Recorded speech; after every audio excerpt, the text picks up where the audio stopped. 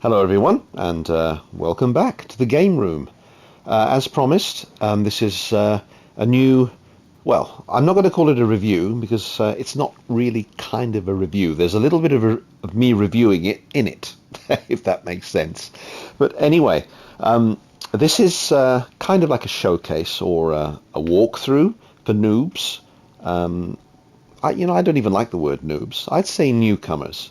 Just noobs seem to be dominating a lot there, but newbie or newcomers. Anyway, as with my previous videos of Dark Souls 3, I was doing a series of those for newcomers, but now I think we're going to have a look at Demon Souls. And it's gone into demo mode, but we can get rid of that. So first of all, now, as with Dark Souls 3 before this, I am by no means stating that I'm a veteran in this game, because I'm certainly not. Anyway, first of all, the first little choice you get here is body types. So you have A, which is a female, or B, which is the male. And being a male, I'm going to choose a male. And you've got different classes to select here. So here are the various classes that you can choose from. The first one here is a soldier, which is the one I'm actually working on at the moment on my other playthrough, which I'm nearly at the end of. But as you can see on the right hand side, you've got various stats, just the same as in Dark Souls 3. Vitality is your health and how much you can actually carry, your item burden or item carrying capacity burden. But anyway, so the soldier's got a pretty good amount of vitality here. Not so much intelligence, but that's if you want to become a caster, if you want to use magic. But as in the other Dark Souls games, your starting class does not determine what path you're going to end up taking. It's the same as growing up, really. I mean, you start off as a baby, as a boy, but whether you become a doctor or a builder or an alchemist or whatever, alchemist? Bloody hell, where did that come out from? Anyway, you know what I mean. It doesn't determine what class you're going to end up being. You can choose any path you like. If, for example, a quarter of the way or halfway through the game, when you're a bit more proficient and your stats are higher, you choose to go down the route of being a caster, by all means. The knight is a pretty good all-rounder.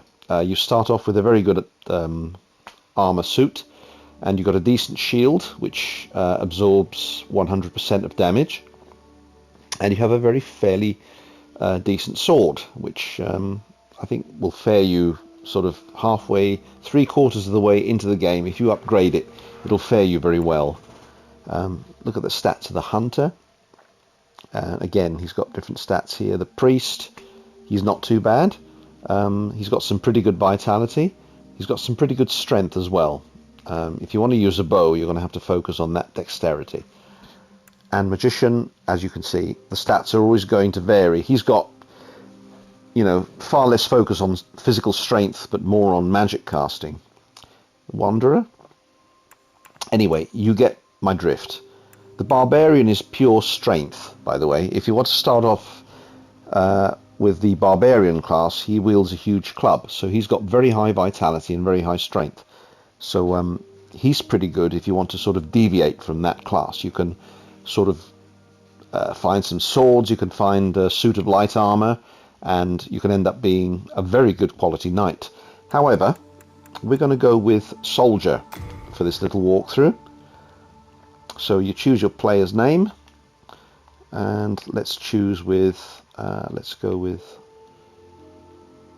what can we do? What can we select? Hang on. Why not? I'm new. There you go. I'm new. How's that? Now you can start with a starting gift. Basically, you choose what you can carry with you when you first start. You can either have nothing, or you can have something that you'll find will be interesting. I'd say let's go with a providential ring. I'll tell you what that is a little bit later on into the tutorial. And let's do finalize. King Alant XII, by channeling the power of souls, brought unprecedented prosperity to his northern kingdom of Boletaria. That is. Right, we're going to skip that because that's quite lengthy. Would you like to play the journey to the Nexus? Yes, we would. If you select no, you go straight to the Nexus and you'll find out what that is. For the purposes of the video, I'm just going to skip all intros so we get straight into it. Now, if you've snagged yourself a nice brand new PS5 and you like this kind of thing, you'll probably be playing Demon's Souls right now, or you've played it through and completed it a good number of times and you're trying different classes. Anyway, first of all, combat. So these are very basic enemies. Let's say they're the basic grunts that you come across. They're quite weak unless you allow yourself to be overwhelmed by them, and then they can cut you down in seconds. But with a couple of sword swipes, they go down pretty easily. Now, for those of you that have Demon's Souls, you'll know that I'm going to rave about the graphics and the ray tracing and the fact that this has been rebuilt from the ground up from the original game on the PS3. So it's exactly the same game. It has exactly the same glitches. That's purposely done, by the way, because a lot of retro enthusiasts would find that charming. So everything is in place. A couple of names are different. A few voiceovers have been redone just to make it a little bit more dramatic. But for all intents and purposes, this is the Demon's Souls that all you veterans know and love. For the novices among you, enjoy.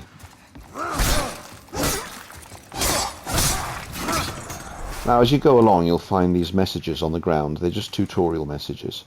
So it just tells you what each control does. So you can block with L1 and strike. The other thing you can do, if you get your timing right, and incidentally I'm crap at the timing, I don't always get it right, so I try not to, but you can parry by pressing L2. So you can parry an incoming blow and retaliate with your own. Let's try it with him. Hey, idiot, over here.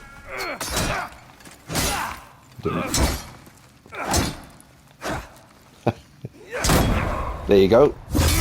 So you parry and you riposte. And he's gone. But it's all a question of timing. So if your timing's off, like mine, then don't try it with more powerful enemies because they'll kill you in one swipe. So in this first video, we're going to follow the tutorials. We're going to end up at the Nexus, and then we'll do a video number 2.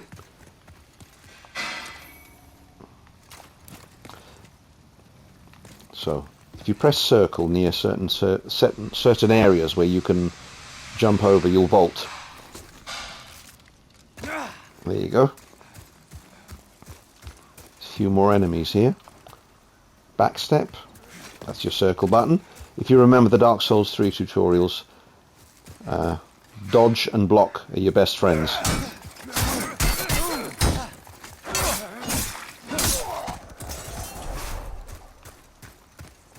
As you can see, the graphical effects are superb. I mean, look at that water, the way it ripples and splashes. It's very good.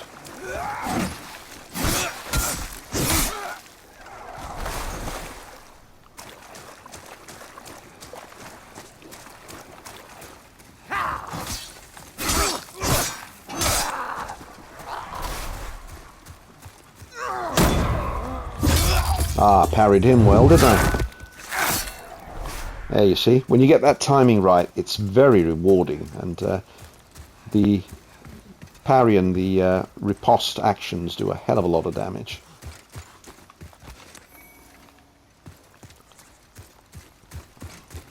So you can either carry on exploring around here, which really isn't worth it because there's not anything else to find, but if you want to just stay and admire the scenery, you can. Otherwise, go to the bonfire here and it'll take you to the next area.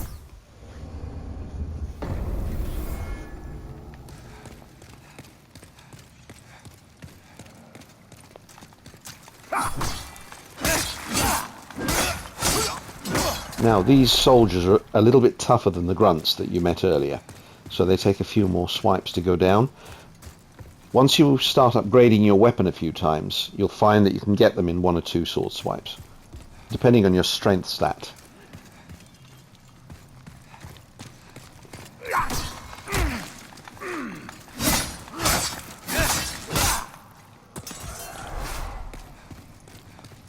So as you can see, the reflections on everything here is actually quite superb. The ray tracing effect is used to very good effect in this game. Now this guy is a big guy. Let's see if I can... Oh, I parried him. Oh, brilliant. Now these guys do a hell of a lot of damage early on, but if you parry them right, like I just accidentally did, well, I mean, I intended to do it, but, you know, you can actually get them in 1 stab. And there's another one up here. Come on, you.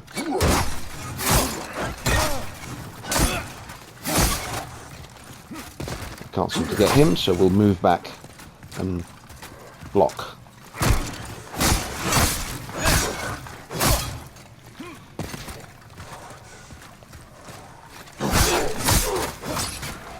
There you go. So because the knight's much more powerful than the others, he's going to take quite a few sword swipes to go down. Now, if you've got a very good surround sound system, then you can enjoy some quality audio. If you have a pair of very decent surround sound headphones, I'm using the Turtle Beach Stealth 600 Gen 2, and they're amazing. First of all, they make full use of the PS5's 3D audio, so you get superior sound, even better than a lot of surround sounds.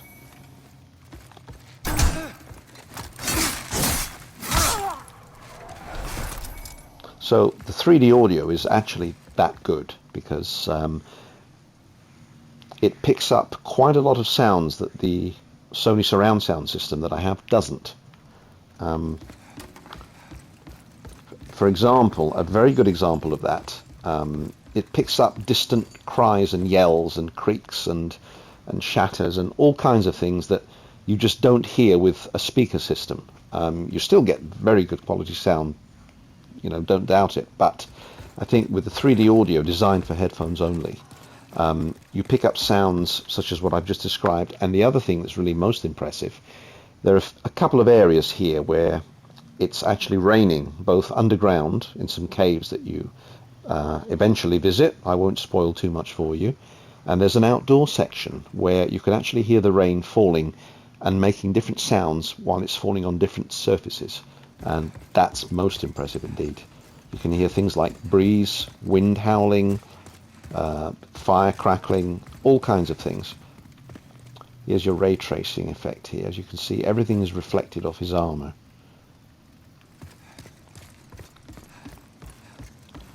Now we've only got about a minute or so to go left of this first video.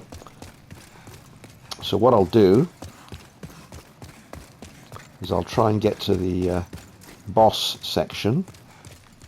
Now bear in mind that you don't have to actually fight the boss. I'm going back on myself here. You don't need to fight the boss.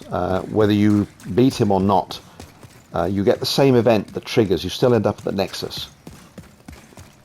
So you might as well let the boss kill you if it's your first time playing the game, because he's not easy to beat, and with the weapon that you have, you don't do very much damage. So if we can get to him straight away. Yeah, we'll run past this guy. Get out of it. Run past these guys. And he might be through here. And here he is. The Vanguard Demon is quite a foe, so let him kill you.